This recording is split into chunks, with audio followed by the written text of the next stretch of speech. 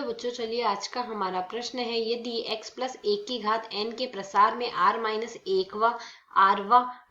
Plus एक व पदों के गुणांक 1:3:5 का अनुपात हो तो n व r का मान ज्ञात कीजिए। तो यहाँ से इस प्रश्न को करने हेतु हमारे पास यहाँ से हमारी मुख्य अवधारणा कार्य करेगी। मुख्य अवधारणा यहाँ से हम लेके चलेंगे, यदि हमने यहाँ से x प्लस एक की घात n दी गई है तो इसका यदि हम यहाँ से प्रसार करेंगे तो मान आता है nc0 x की घात n प्लस nc1 x की घात आती है n माइनस एक प्लस nc2 x की घात n माइनस दो आता है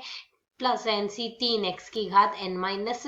3। इसी प्रकार यह हमारे पास आगे तक पद चलते जाते हैं। तो यदि हम यहाँ से देखें प्रश्न के अनुसार, हम यदि इसमें देख सकते हैं इस प्रसार में ही हमारे पास जो पहला पद आ रहा है उसका हमारे पास गुणांक nc0 आ रहा है। दूसरे पद में हमारे पास यहाँ से x का गुणांक जो बन रहा है हमारे पास x की घात जिसका भी गुणांक nc1 बन रहा है। तो यदि हम यहाँ से देखें हमारे पास आरवा पद x प्लस एक की घात के प्रसार में r माइनस 1वें पद, तो यदि हम यहाँ से देखें r माइनस 1वें पद का जो गुणांक आ रहा है, r माइनस 1वें पद का जो गुणांक आएगा वह हमारे पास क्या आ रहा है, पहले पद का गुणांक nc0 आ रहा है, दूसरे पद का गुणांक nc1 आ रहा है, तीसरे पद का जो गुणांक आ रहा है nc2 आ रहा है। अर्थात यहाँ से r माइनस 1वें पद का गुणांक आएगा nc r माइनस 2 आ जाएगा। आठवें पद का यदि हम गुणांक देखेंगे वह आ जाएगा nc r माइनस 1। ठीक इसी प्रकार यहाँ से यदि हम r प्लस 1वें पद में x का गुणांक जो हमारे पास बनेगा वह x की घात का जो गुणांक बनेगा nc r बन जाएगा यहाँ से। अब यदि प्रश्न के अनुसार हम देखें हमारे पास यहाँ से r माइनस 1वें व rवें पदों के जो गुणांकों का अनुपात 1:3:5 दिया गया है। अर्थात प्रश्न के अनुसार हमें दिया गया है tr माइनस 1 बट्टे में यहाँ से tr बराबर हमें क्या दिया गया है प्रश्न के अनुसार 1:3 अर्थात 1/3। साथ ही यहाँ से tr बट्टे tr माइनस 1 बराबर हमने यहाँ से tr व tr minus 1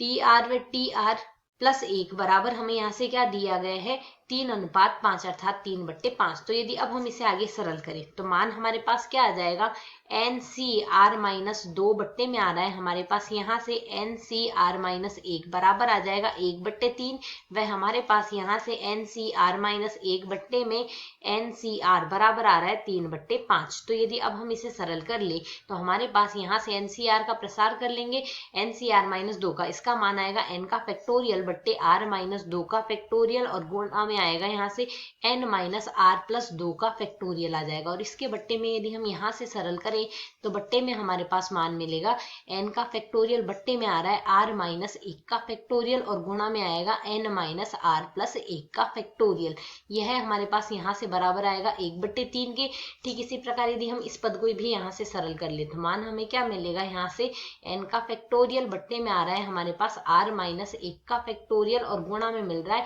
n minus r plus 1 का फैक्टोरियल। और इसके बट्टे में यदि हम यहाँ से देखें इसके पूरे बट्टे में हमारे पास यहाँ से मान मिलेगा n का फैक्टोरियल बट्टे में आ रहा है हमारे पास r का फैक्टोरियल गुणा में n माइनस r का फैक्टोरियल। यह जो मान हमारे पास आ रहा है यह मान हमें पूरा ही पद बराबर मिलेगा, यह पूरा पद हमारे पास बराबर आ रहा है 3/5 के। तो यदि अब हम इसे सरल कर ले n के फैक्टोरियल से n का फैक्टोरियल काट देंगे, बाकी पद हमारे पास सरल होके यहाँ से लिखा जा सकता है r माइनस 1 का फैक्टोरियल ऊपर चला जाएगा, n माइनस r प्लस 1 का फैक्टोरियल ऊपर चला गया और बट्टे में हमारे पास यहाँ से शेष रहा है r माइनस 2 का फैक्टोरियल और n माइनस r प्लस 2 का फैक्टोरियल बराबर आ गया है हमारे पास 1/3 के। ठीक इसी प्रकार यदि हम इसे सरल कर ले n फैक्टोरियल से कट गया, शेष राशि हमारे पास बनेगी r का फैक्टोरियल गुणा में n माइनस r का फैक्टोरियल और बट्टे में हमारे पास यहाँ से मान मिल रहा है r माइनस 1 का फैक्टोरियल गुणा में n माइनस r प्लस 1 का फैक्टोरियल बराबर आ रहा है हमारे पास यहाँ से 3/5 के।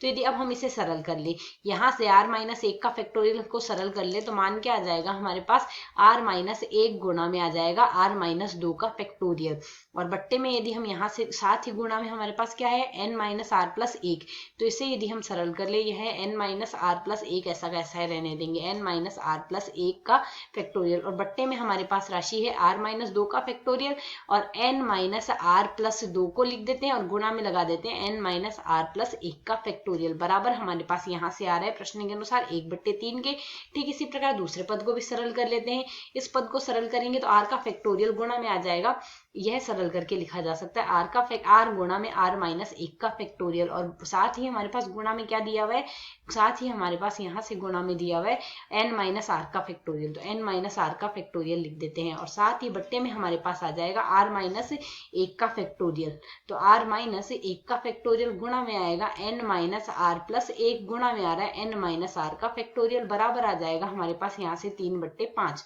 तो यदि हम यहाँ से ध्यानपूर्वक देखें तो r माइनस 2 का फैक्टोरियल r माइनस 2 के फैक्टोरियल से कट गया, n माइनस आर प्लस 1 का factorial n minus R plus 1 के फैक्टोरियल से कट गया, r माइनस 1 का फैक्टोरियल r माइनस 1 के फैक्टोरियल से काट देंगे, n माइनस आर का फैक्टोरियल n माइनस आर के फैक्टोरियल से कट गया। अब बाकी पदों को यदि हम सरल कर ले तो यहाँ से यह वज्र गुणा हो जाएगा, अर्थात 3 गुणा में r माइनस 1 बराबर आ रहा है हमारे पास यहाँ से n माइनस आर प्लस 2 के। ठीक इसी प्रकार यहाँ से यदि हम सरल करेंगे, इस पद को सरल करने से हमें यहाँ से वज्र गुणा कर दे तो 5 गुणा r बराबर आ रहा है हमारे पास 3 गुणा में n माइनस आर प्लस 1 के। तो यदि हम यहाँ से सरल कर ले तो हमें क्या प्राप्त होता है, 3r माइनस 3 बराबर में आ रहा है n माइनस आर प्लस 2 के। इसे यदि हम आगे और सरल कर ले तो r का पक्षांतरण कर देते हैं, 3r प्लस r बराबर में आ रहा है हमारे पास यहाँ से n प्लस 2 प्लस 3 के, अर्थात सरल करेंगे तो 4r बराबर हमें प्राप्त हो रहा है n प्लस 5 के। तो यहाँ से n बराबर हमें क्या प्राप्त हो गया, 4r माइनस में 5 की। ठीक इसी प्रकार यदि अब हम इस पद को भी सरल कर लेते हैं, यहाँ से हमारे पास मान आएगा 5r बराबर आ रहा है 3n माइनस 3r प्लस 3 के। सरल करते हैं तो मान आएगा 5r प्लस में 3r बराबर आ रहा है 3n प्लस 3 के, अर्थात यहाँ से 8r हमें प्राप्त हो रहा है 3n प्लस 3 के। अर्थात यदि हम यहाँ से